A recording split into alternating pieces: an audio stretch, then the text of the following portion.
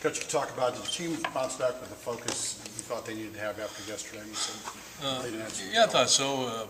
Two of the things that I didn't think we did well yesterday, we didn't tackle well yesterday, and we didn't have very good tempo. And I thought we addressed both those things this morning with a lot better focus and concentration. It's hard because we have such a level of players who aren't practicing, so it's hard to get all that stuff that you're looking for, the timing and the rhythm, without the guys that you're counting on being out there. So hopefully we'll get them back soon. Can you assess where your punting game is at? I mean, obviously the freshman hasn't kicked very much.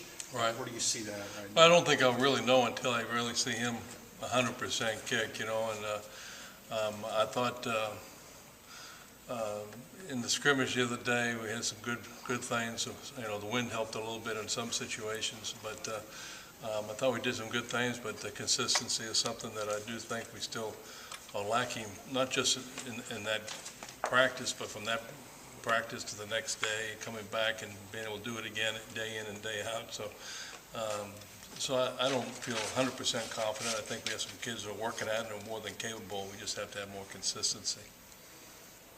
Do you like the idea of the new scheduling format for the Big 12, playing everybody, no championship game? What are your thoughts on that?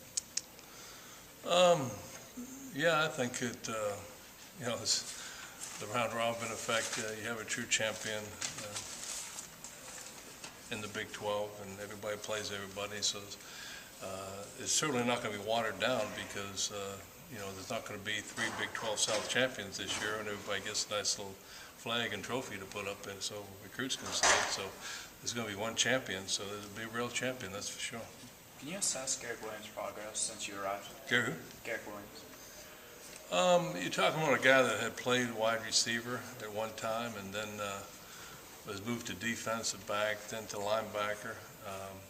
I think he's made a lot of progress considering the fact he really was not a linebacker coming in. I think he's made a significant amount of progress, I'd say, in the last year, which we needed him to be able to do. So I'd say fairly significant. He still has a ways to go, but I think he's made significant progress. What areas do you think he needs to improve on? He's as a linebacker, he's very athletic, and he has some suddenness to him. I think he has to get better using his hands.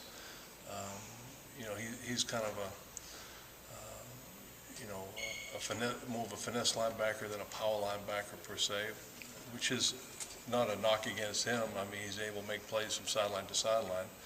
But I'd like to see him be accomplished in both areas and maybe be better with his hands. And I think he's improved that. I've watched him. I think he's done a good job in camp so far.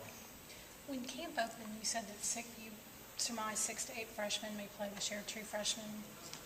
Camp's almost over with now. Do you still stick with that 6 to 8, or you think more or less? Certainly not. I don't know. It's hard to say. I mean, we have the opening game against SMU, then we have a bye week, so there's still a continuation of preseason. So some guys may step up that way.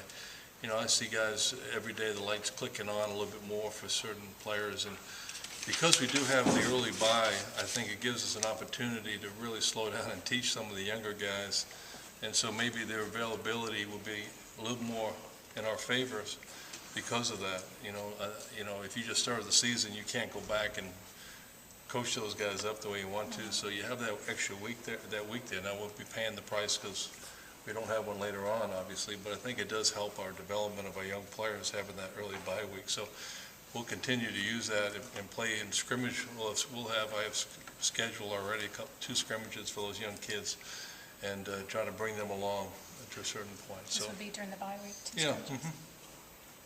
The injuries to Swope and Neely, they've been out last week. Yeah, Swope got hit in the back in the scrimmage, and it's more. He could have gone today, but I just thought I'd keep him. I really know he's really had a great camp. I really know what he can do, and I just thought the rest would benefit him and us. And who was the other one? Neely? Neely, I don't know. He bit his tongue or something because he's talking all the time. That would be the only thing I could think about with Neely, but I'm unaware of the Neely injury. Anybody else? Okay. Thanks, Coach. Yep.